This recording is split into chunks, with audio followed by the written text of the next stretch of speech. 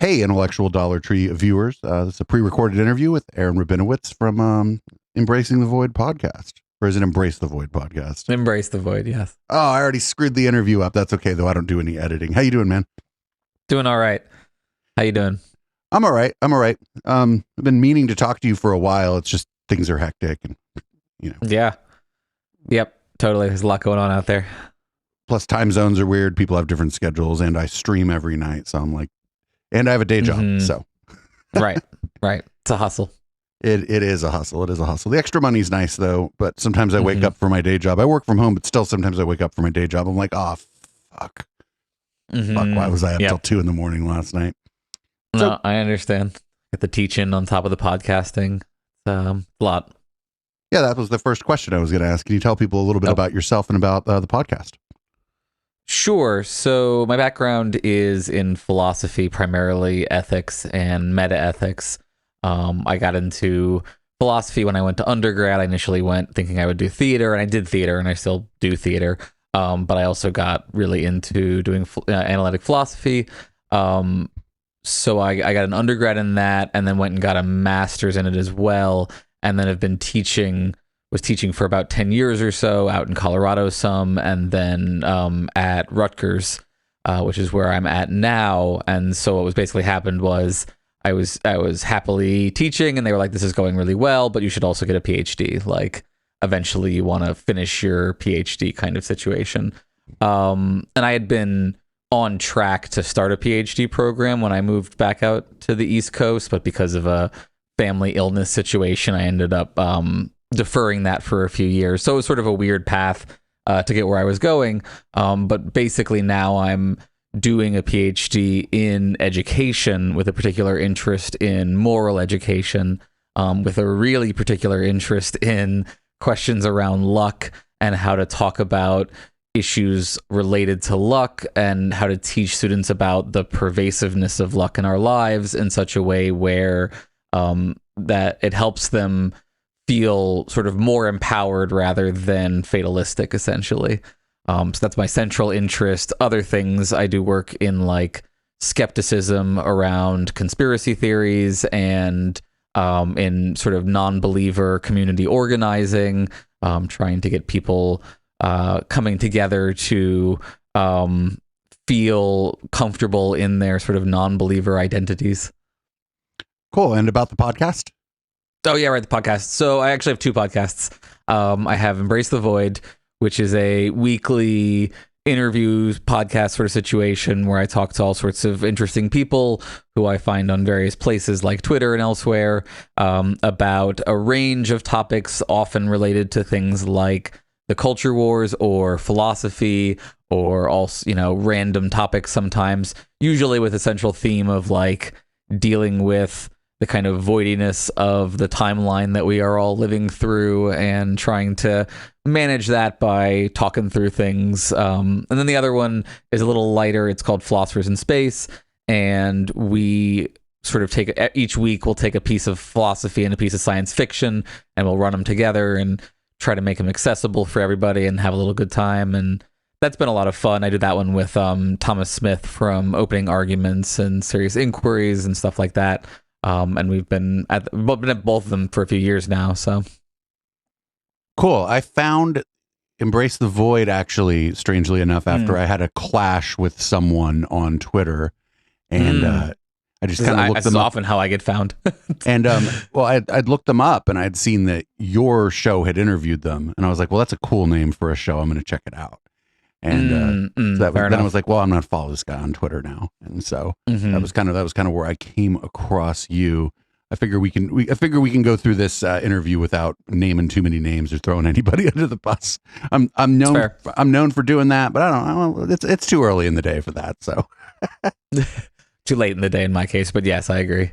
I did notice that you have a way about you when you've interviewed people who you have disagreements with, where you're like super nice, but you're also pretty firm, and you don't like back down from people. And that was one of the first things that I was impressed with on your podcast. Has that always been your nature, or is that something you've had to teach yourself? I mean, if I'm lucky, I'm doing that, and I try to do that. It's certainly something that I had to train on.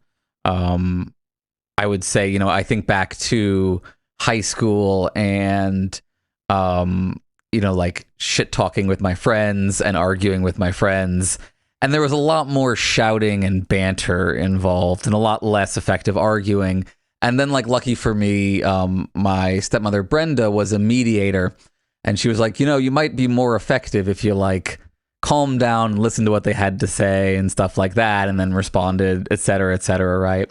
So that was a good influence on me for sure. And then going off and doing philosophy, like the vast majority of philosophy is like, here, take this subject that everybody argues about and gets really angry about and have like the slowest, like most monotonous conversation you can possibly have about it, essentially, right? So there's a lot of slowing down in that way. And I think that just habituates you to be able to engage on, what are the kinds of issues that really should get people emotional, but like you sort of burn that off a little bit. And that can potentially be a bad thing too, if it like leads you to be a little too detached from your engagement. So I certainly don't want to give folks the impression that I think that, a Spock-like approach to every conversation is the right answer. I take approach. I've actually talked to folks about this. I think of it more like sparring. I like doing martial arts. And when I spar with people, I tend to ideally be trying to play at their level, which is to say, if they're significantly below me, I don't want to just like rock their world. Like, that's not fun for anybody. So you're certainly trying to like, so if somebody wants to like have a mostly civil conversation, I think that's worth doing. But I also I agree with you, think that it's important that civility not make it mushy. Right. I've been, we probably share a view about like a lot of civility porn going on in a lot of intellectual spaces where it almost like civility is the end and not the means to maybe an end. Like, I feel like civility can be a means to understanding someone better, but the civility itself, it's a tool. It's not the thing you're building. And I don't know that I'm the only person, but I certainly was partially like this is ridiculous, but I'll drop this. I was partially credited, I think, by C.T. Nguyen for coining the concept civility porn as a kind of pornography that is increasingly popular on the internet when we were talking about these issues on Embrace the Void. So I absolutely, which is to say, I absolutely very definitely believe that like civility porn is a severe problem. And I, folks who I will point to who I think are really good about doing these kinds of conversations without making it civility porn is someone like Michael Marshall. If you listen to Be Reasonable, for example, where he'll talk to people who are pretty far out there on a lot of views. And I think he's really good at like having a serious conversation with them while not just like letting them steamroll him, essentially. So I think that's I've had Marsh on, actually. Oh yeah, great. Yeah, he's such a nice guy too. It was like not long after I started, there was no reason for him to believe that anybody in the world was going to even hear it. But he was like, yeah, of course I'll come on. Super, super generous with his time too. I think we had a longer conversation than I expected. And I really do like his show for the exact thing that you're talking about, where, he's like a lot nicer than I am, but isn't like letting things like, doesn't just let like points slide when somebody says something absurd or bigoted or, conspiratorial and incorrect. Or stuff like interrupting is something that I think folks don't often understand. They feel like a good conversation is one where people just don't interrupt each other. Like, that's what they mean by civility. But, if you're dealing with somebody who's not making a point and like going in circles or prevaricating in various kinds of ways, you should interrupt them. And like, you should do it continuously until they're sort of back into having a real conversation, if possible. And that can be sort of, something that escalates the tension of the conversation. And that's worth doing in certain situations. I don't think that every conversation needs to be a perfectly civil conversation. Some of them can involve some shouting, and that's a good thing. especially like interpersonally. I know that's like off the beaten path here, but I think a lot of times in our interpersonal relationships, we actually get to what we feel about each other in those heated discussions when we're willing to maybe say things we wouldn't just say over dinner. But that's sort of outside of the realm of public discussion. You know, what you were saying about interrupting somebody and not letting them, you know, essentially word salad or whatever. Over the years, I've talked to a lot of conspiracy theorists, and conspiracy theorists, especially those who gain a platform, man, they'll talk into a camera uninterrupted for an hour if you let them. Yep, for sure. You can't have a discussion with somebody who's good at that if you're not willing to break in and be like, hey, I don't know what you're talking about. Or, you know, can we go back to this thing? Or, you know, maybe in my case, I might even be like, dude, that's word salad. Like, can we try to have some kind of discussion here? And yeah, I just wanted to say that I think you're pretty good at that. You're a little better at it than I am. I'm a little more confrontational by nature than I think a lot of other people are. I appreciate it. I think I'm also more confrontational. I lean towards confrontational, though some people would say that I'm not confrontational enough. I think more at the end of the day, I'm willing to be blunt in my engagement with people, even if that means there's not going to be a follow-up conversation or something like that. Right. Or if they're going to say, oh, that guy was really, really rude. Yeah. And I'm not trying to be rude, but I just I think there is a lot of, you know, like the Guru Pod guys will talk about this, where like these people are supposed to be having these serious conversations, but like nobody ever disagrees severely. And like and there's just this kind of fear that if you severely disagree with somebody, then like you're no longer going to be having access to their community or something like that. I don't know. Maybe it's just like purely interpersonal. Maybe just like people don't want to be confrontational. But like I think it's valuable to have confrontational conversations, but you can only have those, I think, if you show that you're also able to listen and have a serious conversation, not just sort of shout and throw bombs. Right. Well, I like Chris and Matt. I think they do a pretty good job. I think they're definitely dispositionally different than me. But they're they're good, and they kind of cover some of the same stuff we cover on our Intellectual Dollar Tree show. They just do it in a completely different way. And I really did like the Chris and Sam Harris. Like I liked that a lot, because Sam almost never gets somebody just pushing back on him in that way. I thought that was quite good. Yeah, and it was hard to listen to because I think, you know, they did the best they could, and it still wasn't enough in terms of like Sam is particularly good at that kind of steamrolling thing.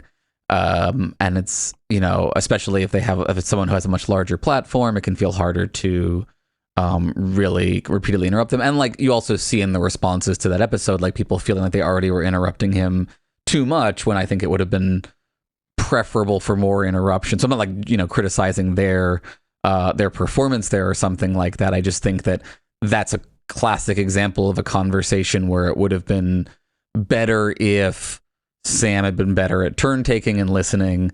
And I think for the most part, his refusal to acknowledge, you know, his own biases, basically his own blind spots. But like some people did notice that. I think people do listen to that conversation and recognize that problem, and that's good. And that's why the conversation is worth having, even if not everyone gets to that point. The other Harris one that I think was real good was when he talked to Ezra Klein, because he had complained about ad hominem a lot going up until that conversation, right? And then that conversation was full of Sam personally insulting Ezra Klein. If you remember correctly, he kept saying he was coming there in bad faith, and that he was, I forget exactly the wording, you know, that he was almost called him like a smear merchant or something like that. I don't remember the wording exactly, but it was, you know, it was pretty good. And I think that, because of Ezra's, sort of the large platform that he had, I think Sam was less inclined to try to steamroll the conversation, whereas he mostly talked to Chris. And there were times where I was like, this guy, you know, Chris can't get a word in edgewise because Sam just like, it's like he couldn't even finish a question. He even has some breathing exercise that he must do or something, so that he just keeps talking, because I stop and wait a second. And even if I'm arguing with somebody, there's a place for them to get a word in edgewise. And it was just like really hard to listen to. And I don't feel sorry for Chris or anything like that. I'd loved that opportunity to talk to Sam, but it just, I can see where it would be very frustrating to talk to someone like that who thinks that they're never wrong and they're willing to explain something to you ad nauseum. It almost seems like he does it it's like specifically to wear people out, because he kind of did it to Kara Swisher too. Yeah, and I mean, I agree with you that I think the Ezra Klein one was my favorite conversation between someone and Sam Harris, because not the ad hominem stuff necessarily so much as the parts where it was just really clear that Ezra Klein actually knew the background on Charles Murray and his larger body of work, and why it completely justified people's responses to the way that Harris platformed that material. And that, like, I think Ezra just did an excellent job laying out why Harris's blind spots have to do with seeing other individuals who have been quote unquote canceled as being like him, and so also sort of being the kinds of individuals who are purveying sort of undesired truths or some forbidden truths. I think is how he named the episode or something. So, I thought he nailed him on that. Unfortunately, like, a lot of people didn't agree or thought that, like, Klein didn't particularly do well, but that was also an example of a situation where, there's not a big blow up or something, so it doesn't get like too much attention or sort of have too much cultural resonance, I guess, in a sense. Like, I'm always happy to share that one whenever people, are looking for a resource on something like that. But I feel like I struggle sometimes because I do want to have these conversations, and it's like, you do, I think, impact some people. But it's hard when you can see those conversations sort of be very lopsided, it seems, and then like not have a significant impact on Harris's overall shtick in any way. Well, there's something, and nobody ever really mentions this to Harris when they talk to him. I don't think the guy's had a lot of no's in his life. You know what I'm saying? I don't know if you know about his mother. She was either a producer or a director for the Golden Girls. I mean, this guy was born into like more money than most of us are ever gonna know about. Yeah, I certainly am aware that he's. Yeah, I mean, like, I don't feel the need to like necessarily go too far in that direction, though. I think it's fine to just say. I think it's even just fine to just say, look, this is a guy who I think felt like he got publicly canceled, and that public cancellation grew a blind spot for him around other people who have similar experiences. Oh yeah, I don't know. I just think that maybe he's just not a guy used to being told no. So that's like quite possible. That's but that's certainly speculation. So I guess we've already mentioned Sam Harris. I kind of wanted to talk a little bit about the atheist movement, because I noticed that you're still a part of it. You're giving a talk at the American Atheist Conference coming up here. Can you want to talk a little bit about that before we get into like atheism and how it's kind of played out over the last 10 years or something? Well, it will certainly lead into that. So it's a talk primarily about the immoral non-believer stereotype, which is, I think, a persistent stereotype that individuals who don't have a religion are in some ways immoral. Either their behavior, either their behavior because they don't have the right values is immoral, or because they're not properly motivated by fear of God or a desire for heaven, or the like more fancy modern version of this is the like meta-ethical. They can't rationally justify their belief in moral truths, and so they have to at least do at best, like just, have like interpersonal agreement or something like that. And the implication there is always, and the secular alternative that they pick is less good than the religious versions that preceded it, essentially. So it still falls back into the like, secular ethics causes the Holocaust and stuff like that. So that stereotype, I think, is directly involved with the continued marginalization of non-believing individuals.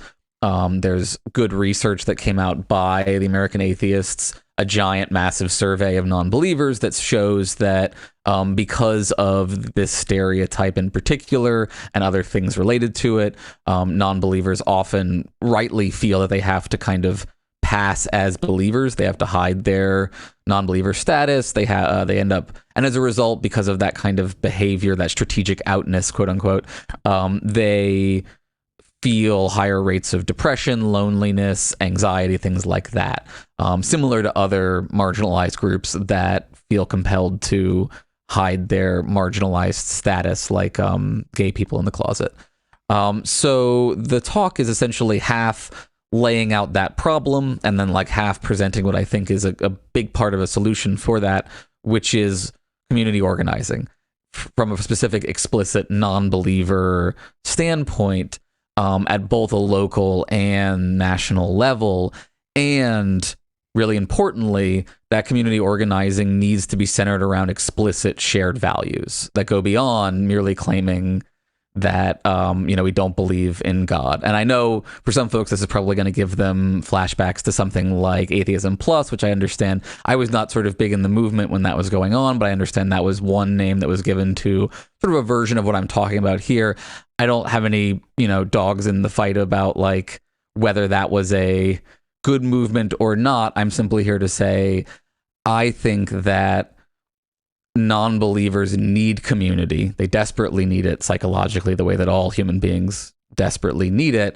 And in order to grow those communities in a way that reduce the harm to non-believers because of things like the stereotype, they need to be specifically centering those communities around the values that often do go along with being non-believers, like increased compassion and increased desire for fairness and less arbitrary appeals to authority and loyalty and purity and things like that.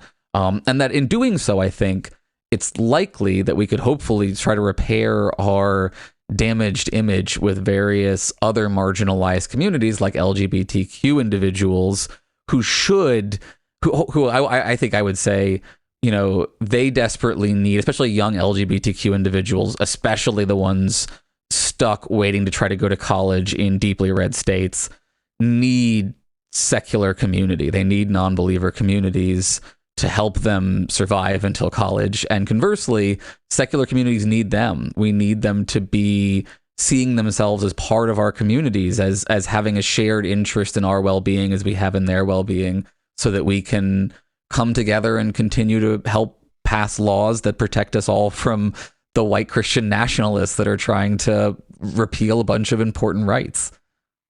So you had brought up Atheism Plus. I was actually at what was it, TAM or something one year when there was a big, like, it wasn't huge. It wasn't like people were on stage arguing about it, but there were a lot of people arguing about the idea.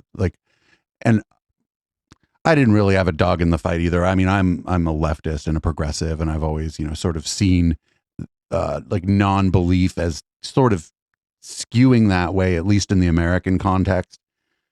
Some recent events notwithstanding, of course. But I do think that there's a way in which every time the atheists or non-believers do try to build community, it ends up being a herding cats situation. And I think it might be, again, one of the features, or maybe in this case, the bugs of non-belief, is that, maybe we don't so much like joining groups as much, Yeah, so there's interesting research about this, and I think the jury's still out to some extent. So, one of the correlates of non-belief that some folks find is sort of less commitment to what they call the sort of community moral foundations. And those are traditionally things like loyalty, respect for authority, those ones, right? I think this is not 100% right. I do think, here's what I think is going on. I don't think that non-believers are psychologically less likely to want or need community. And I think this is borne out by the fact that they experience higher rates of loneliness and depression when they don't feel like they are part of a community. So I do think they want it. As for the like herding cats part of it, I think part of this is institutional history, right? That non-believers don't have a bunch of buildings that have long been the center of their community that people have gone to, that people, just randomly wander into and show up when they are looking for a new community in their neighborhood or something like that. So there is less of a passive intergenerational maintaining of non-believer communities. So you do need more active energy, it seems like, to create non-believer spaces, right? But that being said, I do think that there's good evidence that we can build stable, helpful non-believer communities. Folks like the Secular Student Alliance and campquest.org, I think, are two, the immediate examples that I go to of like folks that seem to be consistently providing spaces and building communities and helping individuals start new spaces. It's not perfect, but I think even if we're starting, farther behind than religious organizations, there is a lot of demand. And so if you can provide for that demand in a functional way, I think a lot of people will show up. Yeah, the other group that does an okay job, I guess, is the humanist communities around the country. They do an okay job. Although that's a little, like, I don't know, at least my experience has been, it's been kind of brainy almost. Like, I don't know if that's like the right way to like talk about it. They, like, there's always a couple dudes, and I mean, let's face it, it's always dudes in these spaces who they go into this place, or now it's generally a virtual space like on Zoom or whatever, and you always get a couple dudes at basically any time I've been to Atheist Anything, or at least around here, who like want to make a point of showing you how smart they are, and I don't know, maybe it's just some of my bias at play, but I just don't like people like that. And so one of the reasons I've found community like outside of the non-belief space is because of the stereotypical like actually guy. It's not like someone who's thoughtful and engaged in listening to you and having a good conversation, trying to learn about you or what you're doing, and then try to relate that back to their own experience. They're telling you about themselves, and it's clear that they're telling you how smart they are. I know that's just my experience, and I'm certainly like just one person. I don't think it's a totally unearned stereotype, is what I will say. Right? Like I think here, my theory about why this is the case. Right? I think new atheism as a version of sort of movement atheism was a lot about dunking. Right. It was a lot about making fun of religion as a community building activity, often dunking on the stupidity of religious beliefs, the absurdity of it all in various kinds of ways. And when that's your unifying theme, you're going to pull in a lot of people who like get a big hit of dopamine out of dunking on other people and showing off their intelligence and stuff. Right. And so what I do think you get is probably it leads to a community that is predominantly, straight white men dunking on other stuff. And then, right, you have a problem where when they get bored of dunking just on religion, they turn to dunking on social justice, right? And so you get this big schism between non-believers of the social justice persuasion and non-believers of the non-social justice persuasion. Which I think actually is a good thing. I think those groups should schism off, because I think community should be centered around values and not just disbelief. And there's not a way to have a community that makes a space both for the values of recognizing that trans people are people that exist and like are trans, and the people who just think that that's false and wrong, and those people should be denied the ability to identify in those kinds of ways. Like, you just can't have those two values in conjunction. So I think it's better to split the movement, quote unquote, and have those be separate movements. But I think it's important to maintain that we are not just a social justice movement. We are explicitly a non-believer social justice movement, so that individuals who are struggling to feel comfortable expressing their non-believer identity can find those communities and find individuals who can help them feel more comfortable about that part of their identity. Yeah, I think it might be just wildly different for me too, because I grew up in this incredibly secular San Francisco Bay Area where like almost like I don't think I ever went to church until I had friends who were churchy people. Like, I don't think my parents never went to church, and like a lot of their friends didn't go to church. And it was just, it never really even struck me that it mattered. But I think that's a vastly different experience, especially for people my age, because I'm 45. People my age who were, 10 or 12 when religion wasn't even a thing that I thought of. If they weren't going to church, if their family wasn't going to church, one of the first things they'd get asked at a dinner party, a cocktail party, whatever, is like, what church do you go to? And so I think it's a much bigger deal for people like outside of like the really big metro areas. And like, there aren't a whole lot of metro areas in the country bigger than the Bay Area. So yeah. And I totally I get people who sort of walked away from movement atheism. I also try to avoid using the term atheism instead in favor of non-believers, because not everyone prefers atheist, and some people feel more comfortable identifying as a non-believer rather than atheist. So I think it's a slightly broader category, and some of that has to do with like racial backgrounds. Certain individuals from certain marginalized communities feel less comfortable using the hard A term in that kind of way. But sorry, I was just thinking what we were getting to there. So what I wanted to say was, I think it's totally understandable for people to walk away from these communities if they feel like they are not being sort of included, not being respected in those communities. That's our responsibility as communities to make them feel comfortable and respected in that kind of way.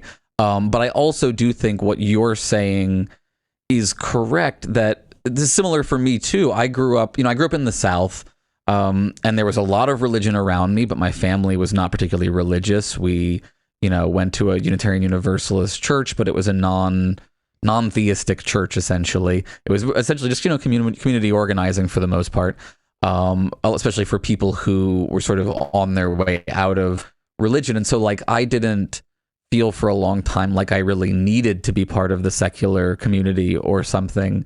But I realize that is a kind of privilege almost, in the sense that there are many people who have a horribly tortured experience of constantly having religion imposed upon them. And they, I think are desperate for space, just being in spaces where they can just be openly non-believer and not feel like someone is going to judge them as morally inferior as a result. So there it feels like there is not an obligation that everyone has to be called to, but I think for those who want to be called to it, a genuine obligation to be a part of creating a non-believer movement that is, accommodating and accepting to these individuals, so that they can find those spaces and feel comfortable, and then generally have better outcomes.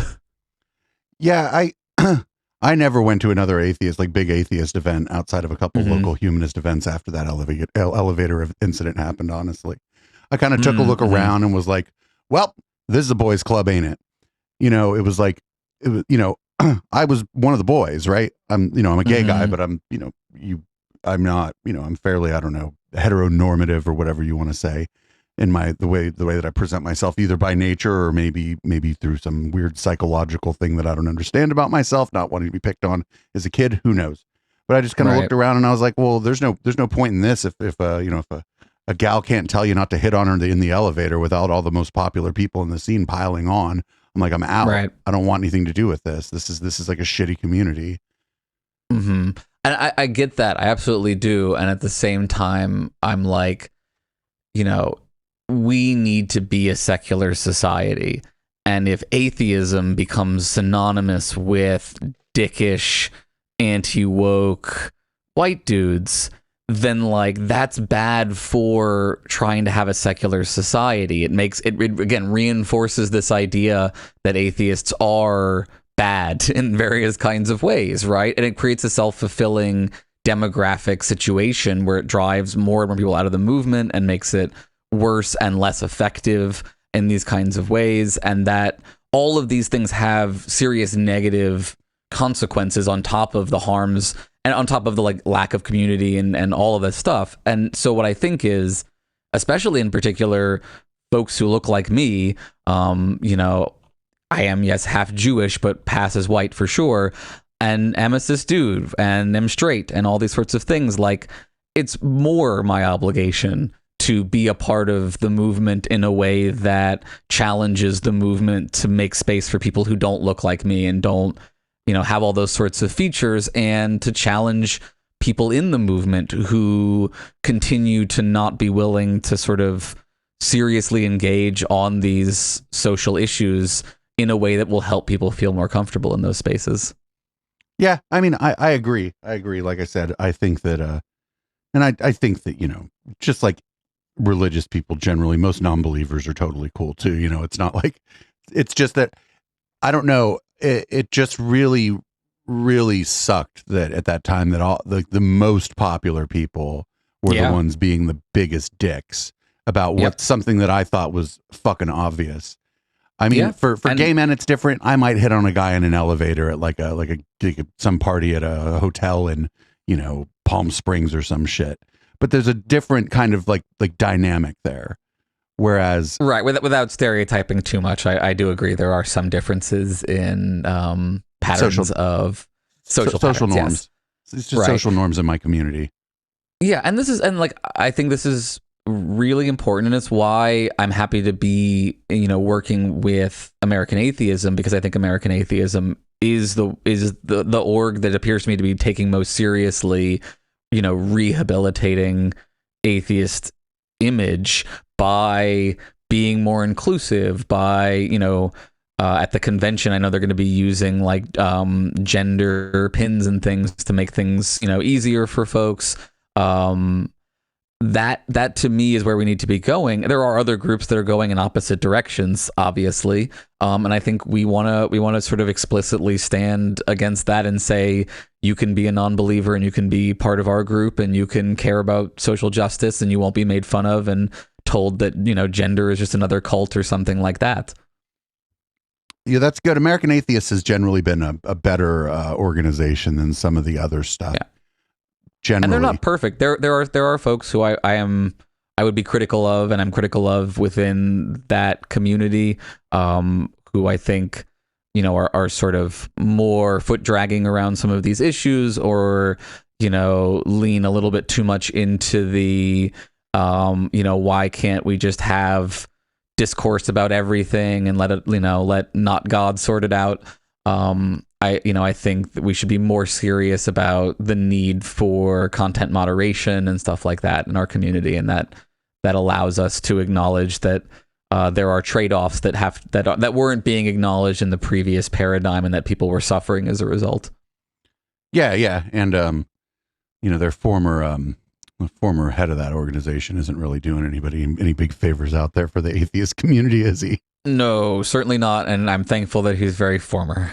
Very former. Well, yeah, I don't want to get too much into that, although a friend of mine had some negative experiences with him for sure.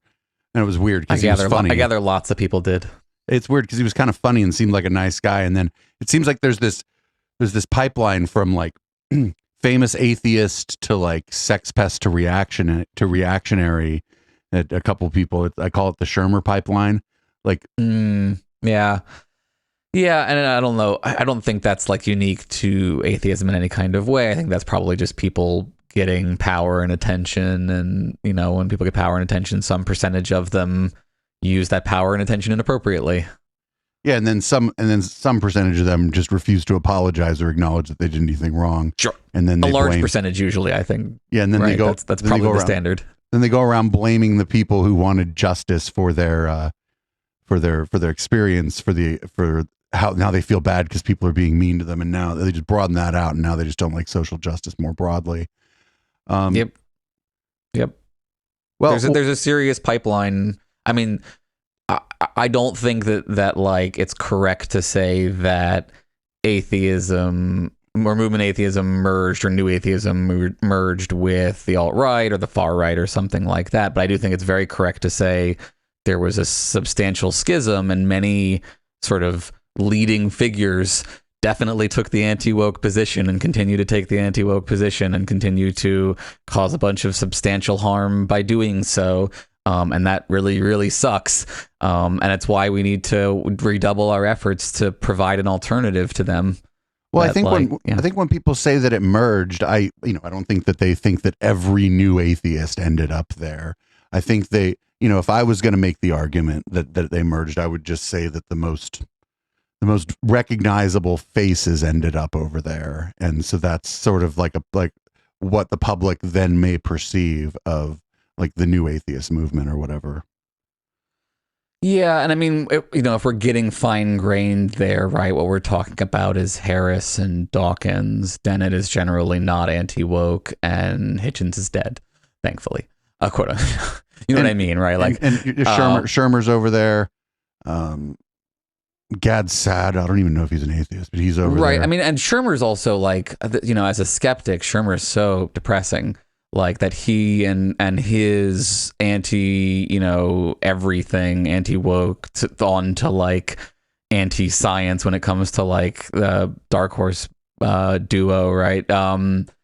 He's a terrible front person for American skepticism, and it's super depressing. And that's, why I love like Marsh and the UK skeptics folks, because I think they provide a, reason with compassion alternative that doesn't slide into all the conspiracy theory nonsense that the anti-woke stuff tends to slide into. So I guess what I will say is I do think that like it's true that several big people went the wrong direction, and that's bad. I do think there are, at least some people who went the other direction. I also think that like we have to remember that it wasn't good ever that movement atheism became a cult of personality around a couple of leading figures, and that like what we really want is a community where there aren't a bunch of folks like that. There's a bunch of folks that no one has ever heard of who are running secular student alliance groups and having humanist meetings and volunteering at Camp Quest and stuff. Like those are the people that matter, not the Sam Harrises of the world. Yeah, and I think at that level, right, if you go down to the sort of rank and file level, right, rather than the horseman level, I'm not convinced. I've not seen any evidence really that like it was overwhelmingly in one direction, because I do think there are, I think there's a reality that a lot of non-believers tend to be more compassionate and so tend to lean more towards sort of woke social justice positions. There was just a very vocal group. I wouldn't say they're necessarily minority. Maybe it's 50-50. I don't know. But like there is certainly a group that also split off in the other direction. But I think it's fair. I guess I just think that like it's too strong to say, movement atheism should be abandoned because it was absorbed by the far right. Oh, yeah. Well, I don't know. I abandoned it. I cut and run, but that's me personally. I'm certainly not prescribing that to anyone else. And I've still attended local meetings. A friend of mine runs the humanist meeting for... Then why do you say you've abandoned it if you're still attending meetings? I think like when I think of like that sort of movement atheism, I think like getting on a plane, going to a conference, I kind of stopped doing any of that stuff. Yeah, I think we should get away from thinking. I mean, like everyone should come and listen to my talk at American Atheist Convention, obviously. but after that, but that's not the most important thing you can do, right? If I had a choice between you coming and listening to me talk and you coming to a local group on the, like even semi-regularly, I would absolutely mash that like local group button over and over and over again, because that's what matters. Like, and again, the American Atheism data backs this up. Being a part of a local group substantially decreases the negative impacts of being a non-believer in a not fully secular society. So I don't think that you've left the movement at all. I think you've done the right thing and focused on the part of the movement that is better in many ways, and hopefully will be able to reciprocate for you more than, that national level. And I mean, to be fair, the intellectual Dollar Tree that we do is in fact basically an atheist podcast. I mean, right. Two guys who are clearly atheists, but then again, it's like two white guys in their 30s and 40s. It's like, oh fuck, did we just do the thing again? Did we just do the thing that everybody fucking dunks on atheism for? Like, I mean, at the end of, like, the problem is, American atheism, the convention is certainly in the right direction, but it's still not easy. Let me put it this way. And part of that is not just the bad reputation of the movement atheism.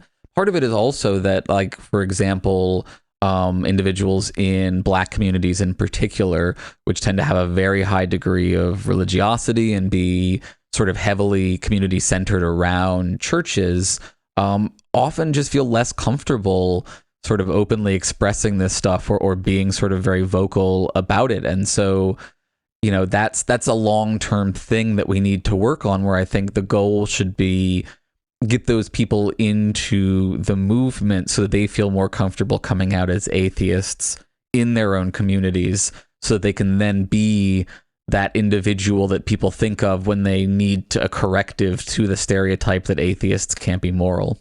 Right. Like, my neighbor's a great guy. Well, like, what are you talking about? Atheists aren't moral. And that's one of the things. Right. I'm a great neighbor.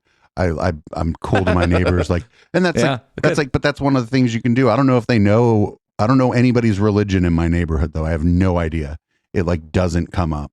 And I assume most of the people around here are either like sort of, I go to church once in a while. And maybe I'm wrong. Maybe my upstairs neighbor's deeply religious, but it just doesn't come up because like we don't, it's just not the where I live. That's not a thing. It's just not what we talk about. And I don't think you necessarily have to like be out there, you know, non-believer proselytizing. Like, look, I'm an ethical person, and also, aren't you surprised I'm a non-believer?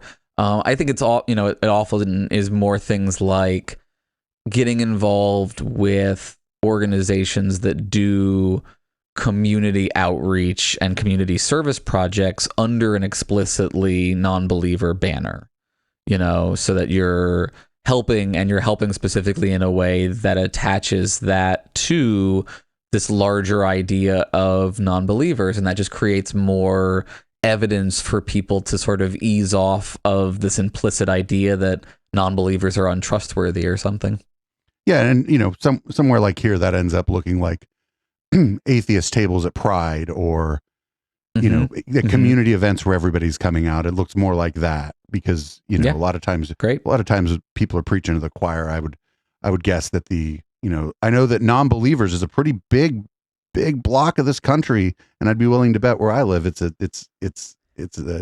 much larger block. It's smaller than you'd think overall. Actually, it still is. It's growing, but it's still relatively small from what I can tell. Now, it's hard to tell because, again, a lot of people practice strategic outness, and so there's a lot of gradations about what we mean by non-believer and who, you know, is not actually reporting as such. And like, you know, I also think we don't just want to preach to the choir, but we do have restorative work to do within these marginalized communities that we have pushed away. And so we shouldn't think of, you know, setting up a table at Pride as being preaching to the choir, because they're not the choir anymore. They should be the choir, right? In the sense that, like, they should be hand in hand. We are hand in hand with them on so many things at the moment. The greatest threats to them are all coming from white Christian nationalism. So, like, we are connected in these kinds of ways, but I think we have created such a toxic persona that, like, we need to go back to, you know, retail, you know, reminding people that, like, we care about them and that we want them to care about this stuff too. Fair enough. So I'd like to kind of move on, because one of the other things that we're both really interested in is conspiracism in the communities around conspiracism. And like, maybe a good jumping off point from there would be, I like legitimately could not believe when Michael Shermer had the Dark Horse duo on and said zero about their anti-vaccine stance. And I wanted to, my take on that real quick is that I think that their allegiance in the culture war was more important to Shermer than their, what I'd say, dangerous false propaganda about everything from ivermectin to mRNA vaccines to, you know, them doing everything they can to put the vaccines into the culture war. And and I mean, that's my take on why he didn't say anything. I was wondering if you had maybe a different take on why he might not have said anything. I mean, I'm not, you know, I can't read minds. I will say, I think I've never seen any evidence to suggest that even if they were neutral on the culture war, let's not say woke or anti-woke, they were just scientists with a book or something.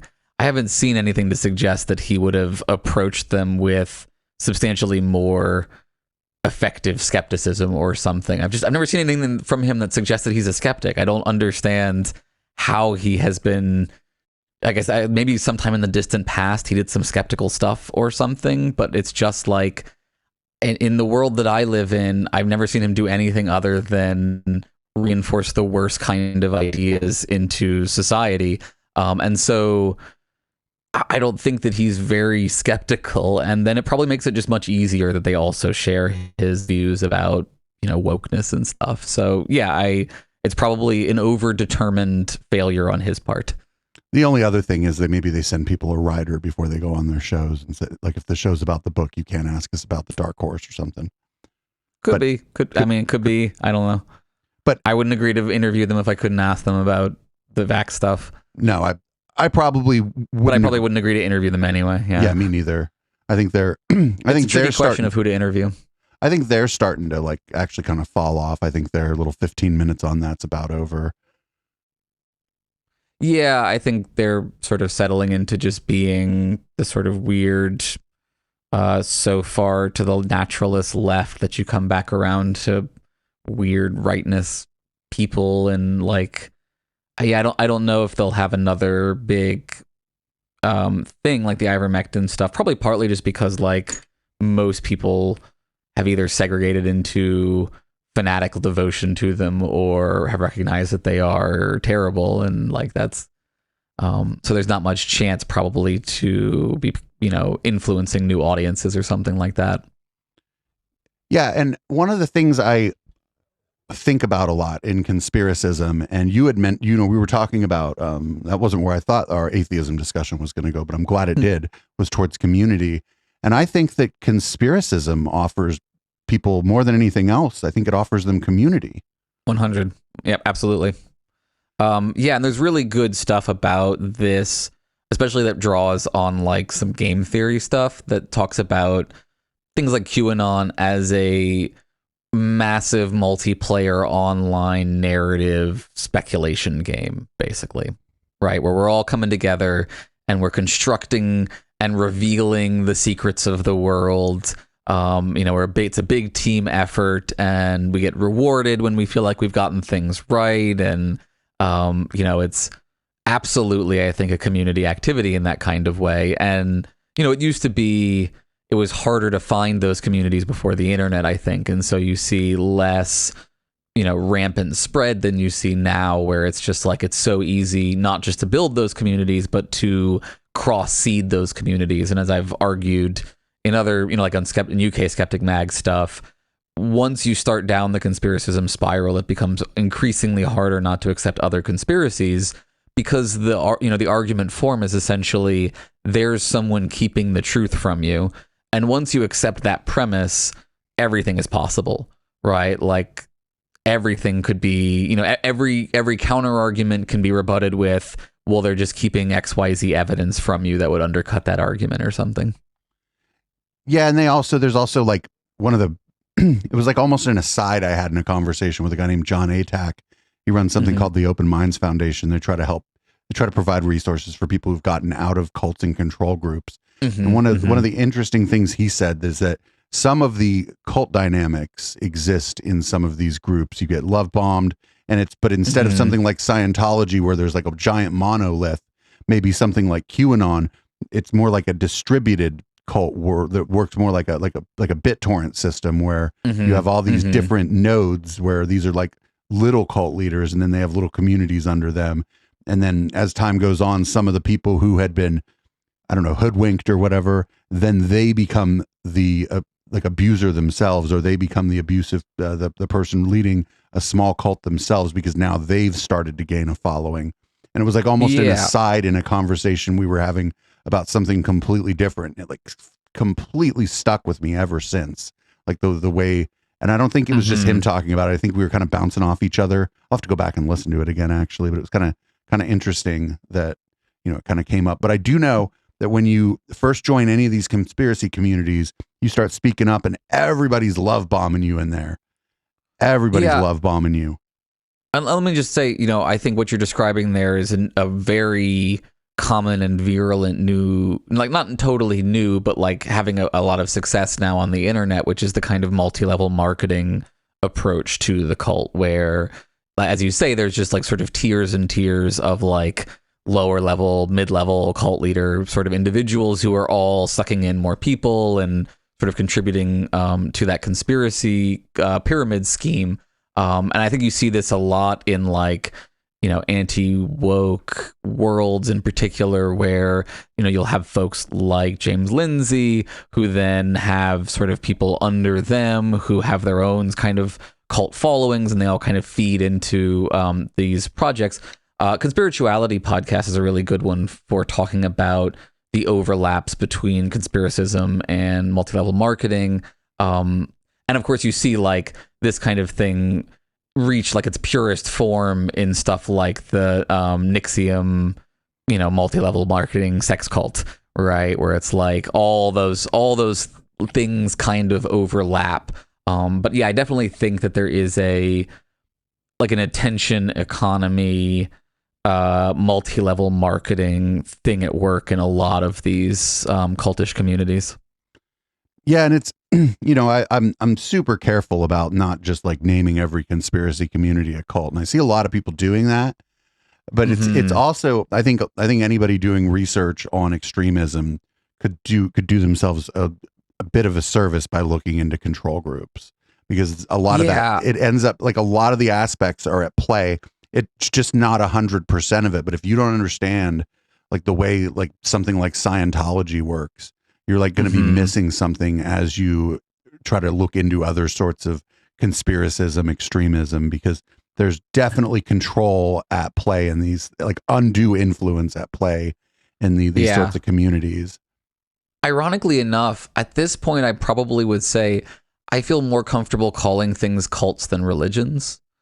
I less and less think that the term religion is particularly valuable as anything other than a self-ascribed term, whereas cult is generally a more narrow critique of behaviors rather than beliefs, right? What makes something a religion generally comes down to whether the people have certain kinds of beliefs, I think. What makes something a cult generally comes down to specifically information suppressing and isolationist behaviors. As you gave the example of love bombing, which is a bringing people into the cult, into the group kind of behavior.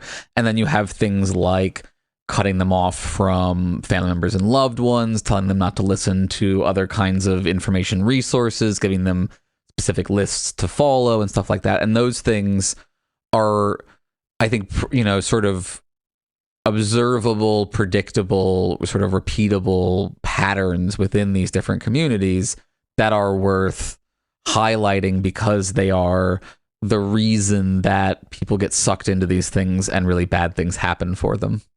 Yeah, for sure. Like I knew for QAnon was going to be a problem when I started seeing that stuff about people like not talking to their families anymore. And it wasn't like one person. You started seeing that happen in mass. And I was just like, uh-oh, this thing's going to be a problem. This thing's got some legs. And it's really unfortunate, like, because like most of these people are part victims. of the problem is that like part of the issue is that the GOP at this point is a cult in this sense, because it has been so anti-science, so anti-information, so now openly pro-conspiracy when it comes to things like the election steal and all that sort of, all these things. But like I think they've been essentially a conspiracy-centered party since the civil rights era, and it's just gotten worse. So they have, epistemically primed their constituency to be very easy marks for these kinds of communities. That's why I think part of the reason I think that QAnon has run rampant through those communities in a way like there's nothing like this on the left, right? Like you can maybe talk a little bit about like Russiagate, but it's just not even remotely close. Like Russiagate is a legitimate thing that leads to an impeachment, and like there were serious actual problems. QAnon is about harvesting human fluids from children for the sake of staying young, and like it's absolutely batshit. Right? The only person I would ever believe does that is Peter Thiel. Otherwise, I'm just not buying it. And like, yeah, unfortunately, there are, the problem with all conspiracies is that like the problem with all conspiracism is that there are people doing stupid shit out there that looks like this stuff, like people getting blood transfusions to stay young and other stupid fucking woo. But at the end of the day, there's a more serious epistemic crisis on the right than the left, and it's been cultivated, and it's been cultivated for the purpose of maintaining that particular community as a voting bloc, and now we're all in a lot of trouble. Like, because there's no off ramp for a spiral like that. So I think it's just going to get worse. You know, as long as I've been alive, they've been telling me not to believe the liberal media, and that's like, it's not fucking QAnon. It's not like hard conspiracism, but it is telling you that everybody's lying to you but them. It gets you started, and like I said, once you start to buy into the they that is running the liberal media, you're in trouble. You're in a lot of trouble. And I can tell you who not to trust, but I'll give you their names and I'll tell you why not to trust them. I'm just not going to be like, don't trust conservatives, because conservatives don't always lie to you, actually. So like, why would you tell anyone that? Right. To be very clear, I'm not in any way saying you shouldn't trust certain people. In fact, you absolutely have to trust certain people for the vast majority of your knowledge. So trying to figure out who to trust and who not to trust is the game most of the time in our current environment. And some people will tell you not to trust people, and you should listen to some of them. And you just have to do the best you can in trying to find an epistemic community that won't screw you over, essentially. And I think the GOP and the anti-woke have really, really, really bad epistemic luck, and they're being sucked down a rabbit hole because of it, and we're being pulled down with them. Some of them are being sucked down a rabbit hole, but there's a lot of money sloshing around over there too, and I'm not sure the people sloshing. I don't mean an economic rabbit hole. I'm sure they're all making lots and lots of money in various ways. I mean a rabbit hole in terms of increasingly dangerous conspiracism. Yeah, and I tell my audience, and I hope I'm telling them the right thing, that you're never going to be an expert on virology. If you're a virologist, you will, but you're not going to be a virologist. On a narrow part of it. Right. I mean, like, that's what I mean. Like, even I listen to scientists who are like, I'm this kind of cellular molecular biologist, and these people over here are doing this kind of cellular molecular biology, and I don't know what they're talking about. Like, people do not understand how heavily specialized and compartmentalized knowledge is at this point.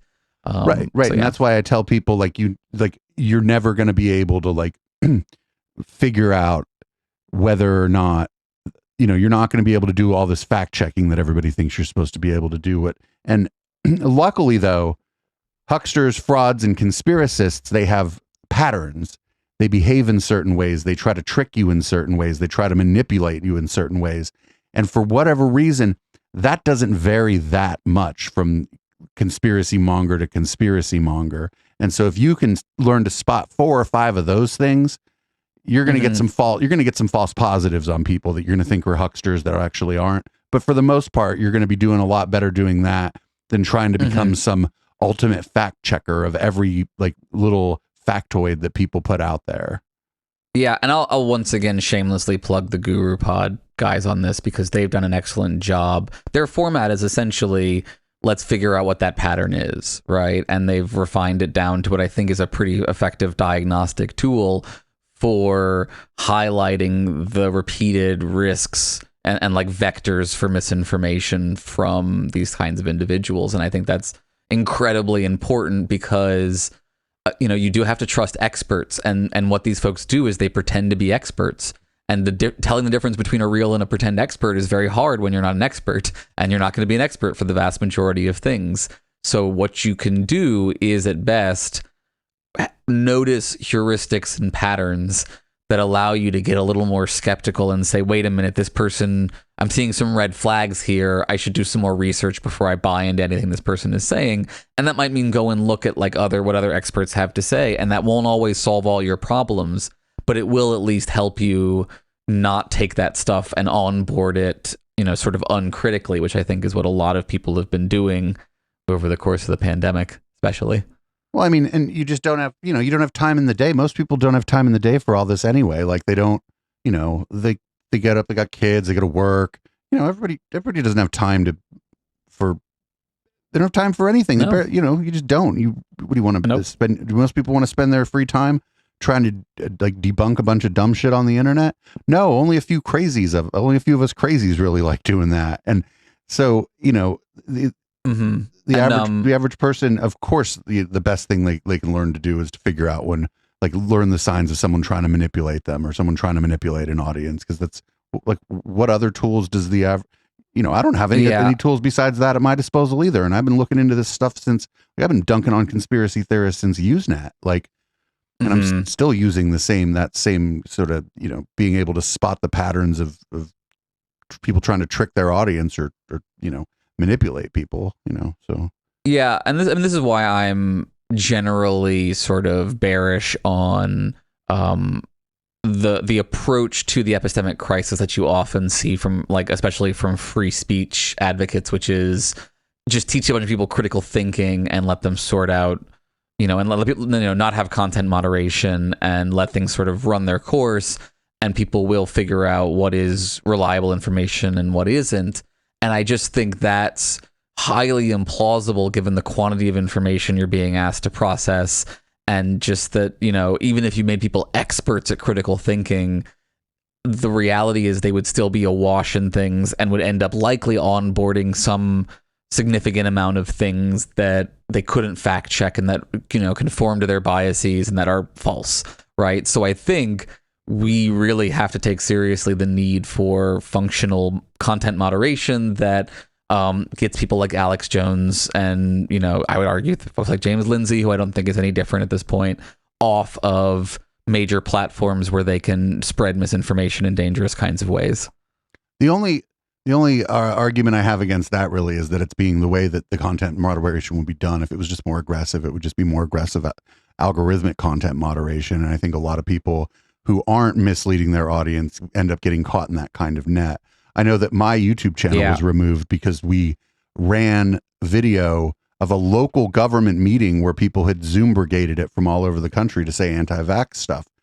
And there was no human being. And you got pulled because you were promoting anti-vax stuff, essentially. Right, but we were making fun of it. And it was on our local news show. This is a big problem, actually. This is a huge AI ethics problem. I know lots of skeptics who struggle with this because they will post debunking content and it will get pulled down as if it is pro-content. Right. Utah Outcast deals with this. I don't know if you're familiar with X over there. The other Dave, Team Skeptic, sometimes has dealt with this in the past too. My whole channel got nuked because it was a big thing in our community that this had happened right here in Silicon Valley. There was two board of supervisors meetings and one city council meeting, and my channel was gone because we were covering local government meetings. And after I tried to contact them a couple times via Twitter and via email, I was like, fuck it. I'm like, there's nobody there. It's their party. But that's the problem I have with this aggressive content moderation is that it's not going to be, it's not going to be done thoughtfully. It's going to be done quickly via computer programs. And then they're going to YouTube, just like Facebook, and Twitter doesn't do it as much, but they're going to run over to Business Insider or whatever and go, look at all these channels we pulled down. And some of those channels are channels of debunk people, maybe they're not even the smartest people, but they're making fun of anti-vaxxers or whatever it is. And now you have these, credulous media outlets saying that these companies are doing something about this problem. But then you go onto these platforms and there's just as much anti-vax shit on there as before, possibly more, because people that Michael Brooks referred to first as the dumb left. They're not to my left. They're just dumb. And, like the Jimmy Dore people. And they're all doing anti-vaccine content now. And so there's probably more of it. And so, I think I think it's a real problem, right? I don't think algorithmic moderation is ever going to not be part of the process. I think there's too much content that's going to have to be the kind of first line of defense, essentially, especially to deal with like AI content production, essentially, right? You're going to inevitably have an arms race between AIs that are rapidly seeding content and AIs that are rapidly removing content. What I think you need is a requirement. At this point, what I think you need is a requirement for these companies to throw a lot more money at human second line content adjudication, where individuals like yourself should be able to get a rapid response that says, this was taken down in error, apologies, it's back up. Right. Like it shouldn't be hard to get a human being to get eyes on that. I think these companies can afford it. I think they have been slow in adopting that kind of approach. And I think that we should be using government policy to require them to throw a lot more money, and like it's jobs, right? Like throw some money at people to have jobs, and it's challenging because human content moderation is a shitty job. If you've ever tried to do content moderation anywhere, you know that it's a horrible experience. You get to see all the worst parts of human beings. But I don't see an alternative, and so I think we should just be properly compensating people for doing that work. You know, I will say that I've dealt with Twitch on content moderation, and I got a real person. I got a real person who gave me real actionable information about what I can and cannot do. And if I could have gotten a real person at YouTube, they're like, no, you just can't run that content. Our AI will catch it, and you will get your account taken down. There aren't enough of us here. Like, you cannot do this kind of content on YouTube. And I don't understand, because Facebook has more than enough money to be able to have individual content moderators. YouTube does too. Yeah. But they, you know, whatever. Like I said, it's their party. It's their party. And I can't, you know. But it's not, though, at this point. Like, it's a public space that like needs to be moderated and needs to be moderated effectively. And in the absence of that, it's going to keep hurting people in a variety of ways. So like we really absolutely, I think, need to be doing government regulation that takes more seriously the need for a non-unfunded mandate when it comes to content moderation. Like they need to be putting money at this. The other thing that happens, like, is if some skeptical community or whatever gets kicked off of there, now you're sending these people over to BitChute or Rumble or Odyssey. And I don't know if you've ever seen those alt-tube sites, but oh my God. Like, I mean, that doesn't worry me as much just because it's unavoidable, I think, to some extent. Yeah. Like, here's what I think. The overlap in Venn diagrams between, I mean, well, I don't even want to say that. I would say it is unfortunate that is a problem. And it may even be the case that some people do get radicalized more quickly as a result of content moderation. I think that's not an implausible scenario. Again, I just think that that's a better trade-off than letting this stuff run rampant through a population that is not prepared for it. Because I think we're seeing how badly that's going. Oh, no, I was saying that's a result of bad content moderation that somebody like me, if YouTube was my prime thing, now my community would be over on BitChute. And that's bad. Right, and that's bad. That's bad. That's bad. I don't want them there. Even ideal content moderation that just only removes the terrible stuff will still, to some extent, probably condense that terrible stuff into alternative sites in a way that will promote the kind of cross-pollinating of that content to some extent. But again, I don't think it's unavoidable, because if you let it on the mainstream sites, you know, if you let it on Facebook, then they'll just create communities and they'll still do the same thing. It just gives them access to more groups. At least if they're not on Facebook, they have less access to your parents. Yeah. And I mean, the other thing, well, with Facebook's a whole different animal, because I mean, if I have 4 different accounts because I monitor extremism, you'd think you have to understand that, like, when people do get kicked off of there, if they're not high enough profile, they just make another account. And nobody ever notices, and they're back on there spreading the same garbage they were spreading before. And as long as email addresses are free and Facebook accounts are free, like, people are going to be able to do that if they're not high enough profile to get noticed. You know, if they've got a community of 10, 12,000 people, Facebook's not going to notice. They're not incentivized to notice, not monetarily or socially. And so there's a lot of, to just give another example, I wrote an article recently about anti-Semitic transhumanist conspiracism in gender critical communities. And I cited a resource that is still on Facebook that is like a link to a outright, like an overt Nazi anti-Semite talking about the connections between Judaism and transhumanism and promoting it as a useful resource for understanding what's going on behind these things. It's very, very clearly anti-Semitic conspiracism, and it's just sitting there, and it probably won't be taken down. Yeah, of the rabbit holes I purposely jumped down, Facebook is second only to Telegram, honestly, in the kinds of shit I'll see there. Telegram's worse. Yeah, I don't tend to go to those other sites because I've spent enough time around stuff like that. I know what it looks like, I think, at this point. And I think, it's important for people to understand dealing with this problem doesn't mean that everybody has to go look at that. Like, it's better for the vast majority of human beings to spend minimal time, no time around people like this, in my opinion. Oh yeah, I mean, if 1 in 100 people was trying to do this kind of like investigation into extremism and conspiracism, I think it would be bad for society. I think it's it's definitely taken a personal toll on me.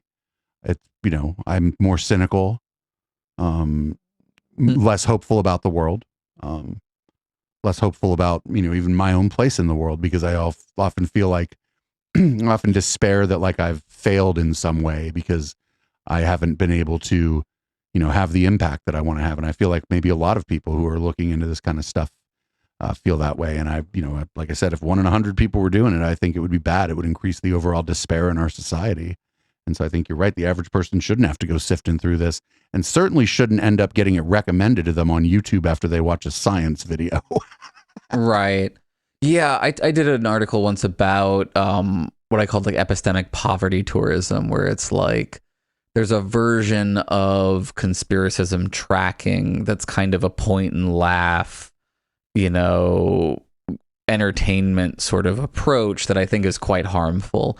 And I don't want to promote that. And I don't think it's necessarily bad for folks to think about this stuff. I don't think that it has harmed me in particular psychologically any more than any of the other weird shit I've done, like philosophy.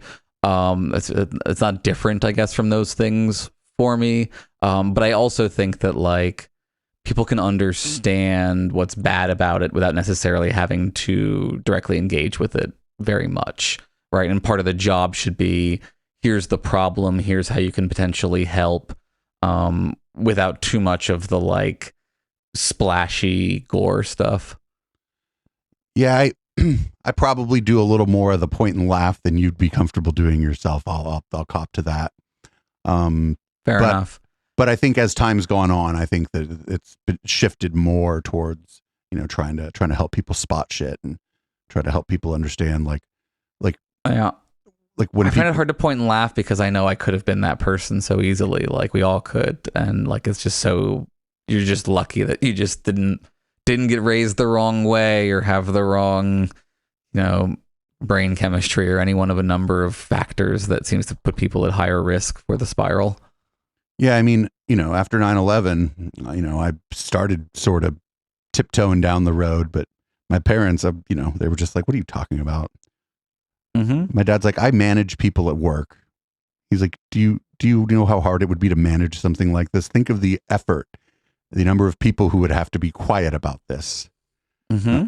I just snapped right out of it. I was like, oh yeah, that's actually pretty smart. And you're lucky that snapped you out of it, because a lot of people would hear that and not get snapped out of it. And like, you're lucky that someone took an interest and, commented, and that it didn't sort of drive you further down the spiral.